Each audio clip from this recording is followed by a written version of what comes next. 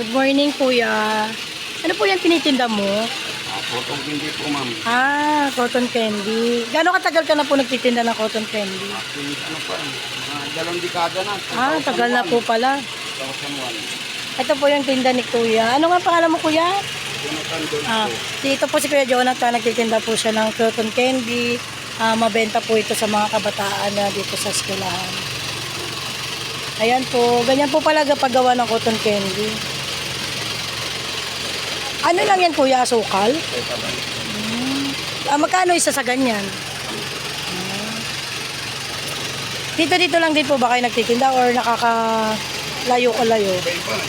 Iba-iba po. Pare kahapon, nandun ako sa Bustillo, Fiesta. Kung saan po maraming tao? Isang Fiesta, Arena, narating ko na. Layo. Isang 14. Tandang taon. Ano po yan? Dipidal po pala yung ano nyo, no?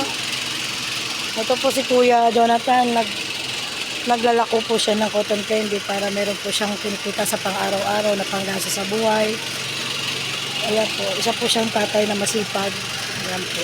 Gamit niya po ay isang sidecar bike po, tas dipidal po yung kanyang paggawa ng cotton candy.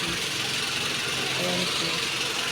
Ito po si Kuya Jonathan ay isang masipag na ama ng tahanan na nagtataguyod sa kanya ng pamilya. Sige, gagabayan po kayo ni Lord sa pagtitinda ng iyong cotton candy at lagi po kayo makaubos ng iyong paninda. Thank you.